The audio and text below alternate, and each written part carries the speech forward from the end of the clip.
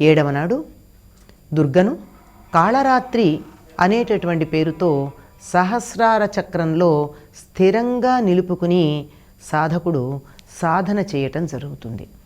ఇప్పటి వరకు 6 చక్రాలలోనూ తన ప్రమేయంతో దుర్గాదేవిని సాధనలో నిలుపుకోవడం ఉంటే, ఈ 6 రోజులలోనూ చక్కగా సాధన జరిగినప్పుడు 7వ నాటికల్లా ఆ కాళరాత్రి అనే పేరును తలుచుకోగానే ఈ రూపం సహస్రారంలో నిలబడిపోవటం జరుగుతుంది అని చెప్పి సాధకులైనటువంటి వారు చెప్పే మాట.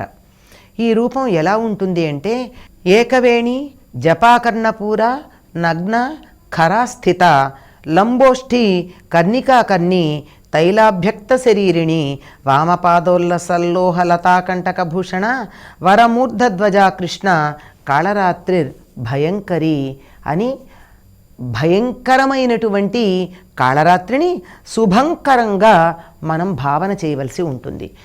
పేరు కాళరాత్రి, శత్రువులకి భయంకరంగా కనపడే ఈ తల్లి సాధకులకి భక్తులకి శుభంకరంగా కనపడుతుంది.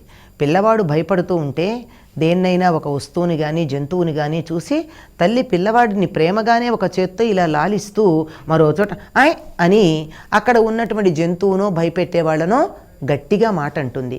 ఇది కాళరాత్రి స్వరూపంలో మనకు కనపడేటటువంటి భయం. అంటే శత్రువులకి భయాన్ని కలిగిస్తూ తన సాధకులకి ప్రేమని వర్షింపచేసే పరమ ప్రేమ స్వరూపిణి శుభకారిణి శుభంకరి ఈ కాళరాత్రి. ఈవిడ ఎలా ఉంటుంది అంటే ఏకవేణి, అంటే ఒక్క జడ కలిగింది. ఒక్క జడ అనేటటువంటి పదానికి మనకి జడ వేసుకోకుండా జుట్టు వదిలేయడాన్నే ఏకవేణి అంటారు. పైగా జుట్టు అంతా ఎలా ఉంటుందిట, మామూలుగా అందంగా ఇలా పైనుంచి కిందకి చక్కగా ఉన్నట్టుండదు. వేటికవి ఇలా ముడులు ముడులుగా ముళ్ళు ముళ్ళుగా తేలుంటుంది. అంటే కొన్ని వెంట్రుకలు కలిసి ఇలా కోసగా ఇలా పట్టి ఒక చిన్న పిలకలు పెట్టినట్టు, చిన్న చిన్న పిలకలు ముళ్ళు పెట్టినట్టుగా తలంతల ముళ్ళు తేలినటువంటి వెంట్రుకలు కలిసి ఉంటుంది. తర్వాత నగ్నంగా దిగంబరంగా ఉంటుంది. ఖరాస్థిత, ఆడగాడిద మీద అధివసించి ఉంటుంది. 3 కళ్ళు ఎర్రగా అగ్నిగోళాల్లాగా గుండ్రగా తిరుగుతూ చూసేటటువంటి వారికి కొద్దిగా భయాన్ని కలిగిస్తూ ఉంటాయి. లంబోష్ఠి, పెద్ద పెదవులు. ఆ పెదవి ఎంత పెద్దదంటే ఇలా కిందకి వేలాడుతూ ఉంటుంది. అలాగే తైలాభ్యక్త శరీరిణి, నూనె బాగా ఒళ్ళంతా నూనె కారుతూ ఉన్నటువంటి, నూనెతో మునిగినటువంటి శరీరం కలిగి ఉంటుంది. ఒక కాలు, ఎడమ కాలు ఇలా ముందుకి పైకి లేపి ఉన్నటువంటి రూపం ఉంటుంది.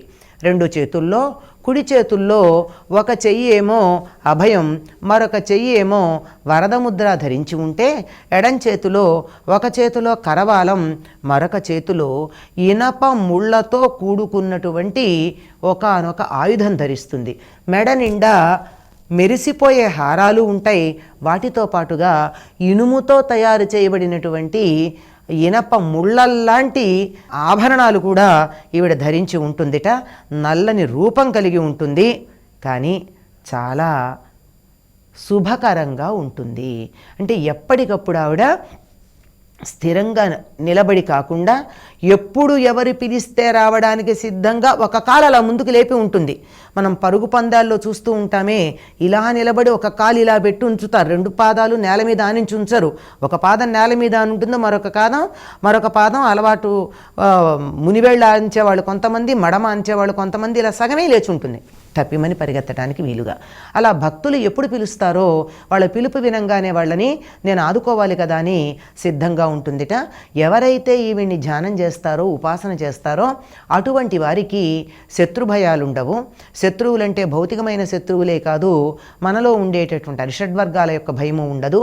ఆ తర్వాత దుష్ట జంతువుల భయం, విష జంతువుల భయం, అడవిలో ఒంటరిగా వెడుతూ ఉంటే క్రూర మృగాల భయం, పాములు తేళ్లు మొదలైనటువంటి వాటి భయం, అగ్ని భయం, ఇటువంటి ఏ భయము కూడా లేకుండా హాయిగా ఉండేటటువంటి సౌకర్యాన్ని కలిగించి సాధకుడు ఉత్తమ గతులకు వెళ్ళడానికి అతడికి సహకరించేటటువంటి రూపం, తొందరగా చెయ్యి పట్టుకుని ముందుకు తాను అనుగ్రహంతో తీసుకువెళ్ళగలిగినటువంటి రూపం కాళరాత్రి. ఈ కాళరాత్రి అనేటటువంటి అమ్మవారిని ధ్యానం చేసేటటువంటి వారికి కాలుని యొక్క భయం కానీ రాత్రి యొక్క భయం కానీ కూడా ఉండవట.